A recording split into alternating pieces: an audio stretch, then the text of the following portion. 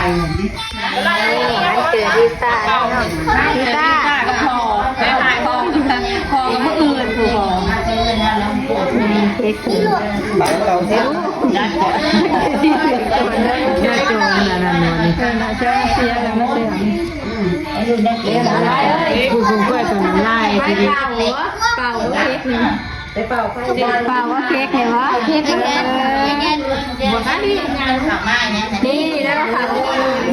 นี่คำว่าพี่ลูกดีๆค่ะมันจะเกิดรูปอะไรเห็นนะจะเป่าแล้ว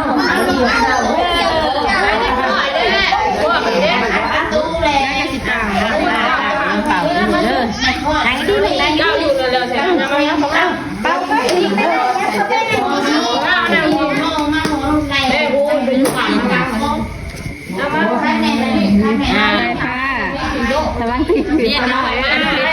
จะทำมาเนี่ยอย่าว่าลูกจะเพิ่มเบาอย่าพลาดลูกจะเพลงก่อนอีแล้วทำไม่ได้ทางนี้มั้ยนางน้ำลุงวะมันนางน้ำลุงไว้เขาไปเอาเสือลุงให้คนแน่บ่นี่ทำนี่เมเทเป่าอย่าไปใกล้มันอย่าตีเนี่ยถึงว่ายิ้มก่อนยิ้มแล้วเนี่ยมึงพี่ไปผ่าเนี่ยมั้ยพี่ยิ้มงามนะยิ้มแน่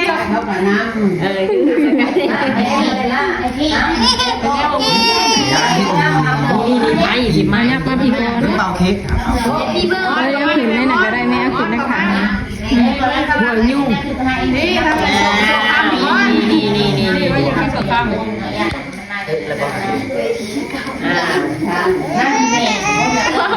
มัดแล้วไงพ่อเปิดเจ้าเปิดเอาเพลงเอาไปมาเป่าแล้วแจ็คสุดาแล้วคนนั้นเนี่ยเป่าได้นี่เอามาโลดดิเป่าดินี่มันเกิดอะไรปีใหม่อันต้องไปเลย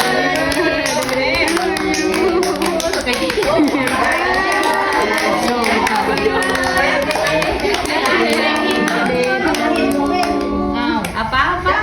ได้ใช้โทรศัพท์นะน่ะโทรศัพท์ใช้สีเห็ดเข้มเขาไม่ได้คุณไม่ได้มา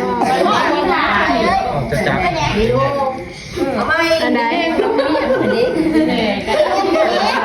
ทำไมห้องไม่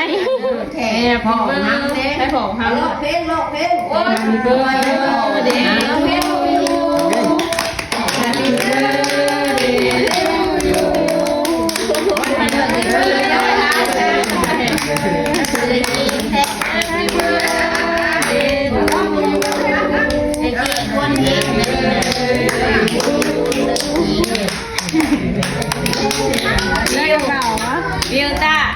เร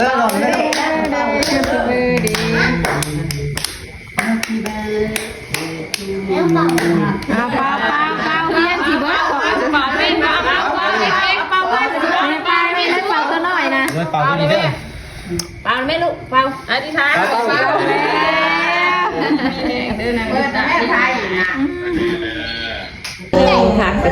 แต่วันเกิดลิซ่านะพี่น้องครับไปฝ่าลงมาเป่าเค้กน้ำเอื้อยไปค่ะเค้กกับเค้กไปค่ะเป่าเค้กน้ำเอื้อยวิวเราถือวิวไก่ปีได้ดูให้ขอดูละเป็นแม่เค้กมาดีนะเค้กเป่าแล้วเนาะเมื่อกี้นี่ปาดเนาะวันนี้ทาปาดเค้กเพิ่งมีนะคะกินไปฝ่ายังบริมีจัดจักเสือเลยไปฝ่านะปีปลายเลยยังบริจาคนอกปีหนาเลยเราได้โชว์คุณทีไรเอามาทีลูกฮะแม่ขอน้ำก็จะบอกแก๊สต้องเงยน้องร้อยเฮ้ลูกจังไหนป้าตัดหายลูกป้าตัดหายลิต้าเอ้ยลิต้าเรียวิวน้องมีทีดื้ออุ้ยหยุดเลยลูกเจ้าเลยเด้ออย่าพาวเดี๋ยวป้าตัดหายเป่าเลยกระเทือนอะไรนะต่างเหตุบอกการคือปีอ่ะมาดูกันนะใหญ่มากละบอก นี่เด็กๆนี่นะเย็นเด้แม่จับหน่อยเด้อ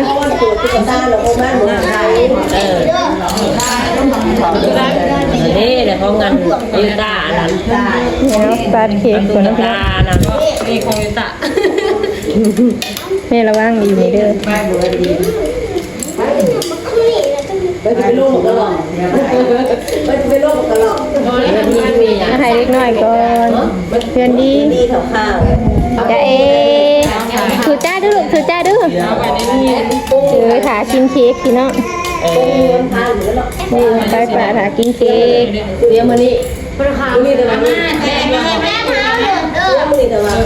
พอเสียขาจะเอาหมอกมาตัวนี้แม่แหละโอ้อะไรคู่เนาะตัวนี้มันเด่นมาผูกแขน ได้ใบลวกเด้อหันเด้อ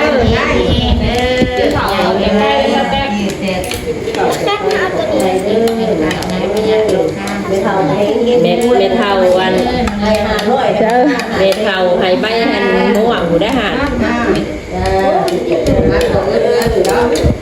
ใจสาวกินคนงามตาเค้กแล้วก็สิกินข้าว แต่ วัน บ่ได้ นี้ เป็นสาวได้สิเป็นผู้บ่าวเลย เด็กๆเนาะพี่น้อง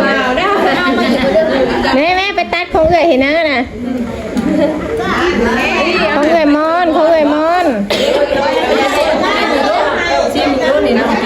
ตักให้มันได้ไหมสาว ตักจะมีให้มันนั่นนี่จานนี่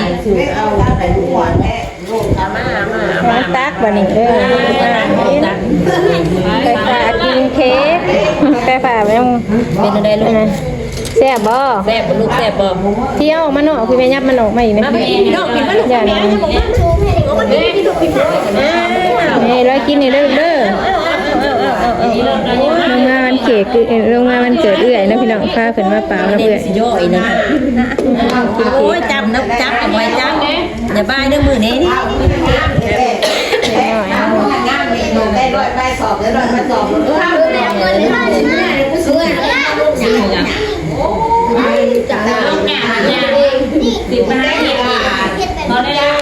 โอเค เค้กพิซซ่า เกิดลูกถูกแค่แม่แค่แม่ ซาวิวอยู่เห็นนะซาวิวลองกินข้าวเนาะพิซซ่าก็มาที่โทรศัพท์นะพี่เอ้ยดูดนมหน่อยๆให้เจ้าของวันเกิดเลยพี่น้องกินข้าวเนาะ